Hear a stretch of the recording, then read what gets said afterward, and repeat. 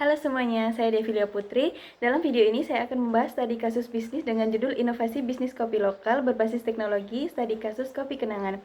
Pada pembahasan kali ini, saya akan menjelaskan bagaimana Kopi Kenangan berhasil menjadi salah satu brand kopi terkemuka di Indonesia melalui penerapan inovasi digital, strategi pemasaran yang kreatif, serta model bisnis modern berbasis teknologi. Tren konsumsi kopi di Indonesia kini meningkat pesat dan menjadi bagian dari gaya hidup masyarakat, terutama kalangan muda dan pekerja urban. Kopi bukan sekedar minuman, tetapi simbol semangat dan produktivitas. Namun, persaingan antar merek lokal dan internasional juga semakin ketat, sehingga dibutuhkan inovasi dan pemanfaatan teknologi agar bisnis bisa bertahan. Dalam kondisi ini, muncul Kopi Kenangan dengan merek lokal yang berdiri pada tahun 2017 oleh Edward Tirtanata dan James Pranoto. Dengan konsep Grab and Go Coffee Shop, Kopi Kenangan menawarkan kopi lokal dengan cita rasa modern, harga terjangkau, dan pelayanan cepat. Berkat strategi ini, Kopi Kenangan tumbuh pesat hingga memiliki ratusan gerai di Indonesia dan mulai melakukan ekspansi ke luar negeri. Walaupun berkembang cepat, Kopi Kenangan menghadapi beberapa tantangan penting. Yang pertama, persaingan bisnis yang semakin ketat, menuntut brand ini terus berinovasi agar tetap menarik bagi pelanggan. Yang kedua, konsistensi rasa dan kualitas. Di setiap gerai harus dijaga karena pelanggan mengharapkan cita rasa yang sama dimanapun mereka membeli.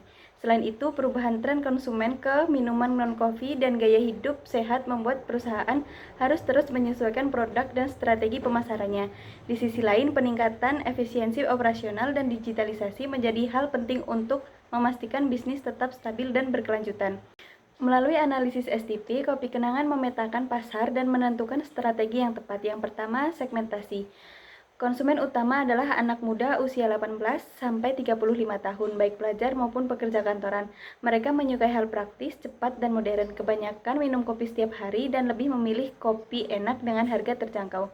Yang kedua, target. Fokus utamanya adalah kelas menengah perkotaan, anak muda digital, dan pekerja sibuk yang sering menggunakan aplikasi seperti GrabFood dan GoFood untuk memesan kopi.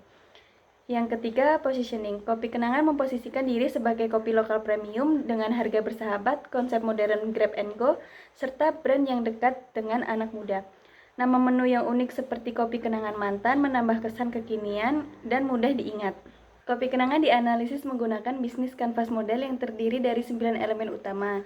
Setiap elemen menjelaskan bagaimana bisnis dijalankan dan menciptakan nilai bagi pelanggan. Yang pertama, key partners. Kopi Kenangan bekerja sama dengan petani kopi lokal untuk bahan baku berkualitas dan platform digital seperti GoPay, OVO, GoFood, serta GrabFood guna memudahkan transaksi dan layanan pesan antar. Yang kedua, key activity. Kegiatannya meliputi produksi dan penjualan minuman kopi, inovasi menu baru, serta promosi digital di media sosial dan aplikasi agar tetap menarik bagi konsumen muda. Yang ketiga, value proposition. Menawarkan kopi lokal berkualitas tinggi dengan harga terjangkau dan pelayanan cepat. Pemesanan melalui aplikasi memberikan kemudahan dan pengalaman yang praktis bagi pelanggan. Yang keempat, customer relationship. Dibangun melalui pelayanan ramah, promo menarik, program loyalitas, dan interaksi aktif di media sosial sehingga pelanggan merasa dekat dengan brand. Yang kelima, channels. Penjualan dilakukan melalui gerai langsung, aplikasi Kopi Kenangan, serta layanan pesan antar seperti GoFood dan GrabFood agar mudah diakses. Yang keenam, customer segment. Menyasar anak muda, pekerja kantoran, dan pecinta kopi perkotaan yang aktif, modern, dan menyukai kepraktisan. Yang ketujuh, key research. Mengandalkan biji kopi lokal berkualitas, barista profesional, teknologi aplikasi digital, dan tim pemasaran yang kreatif. Yang kedelapan, cost structure.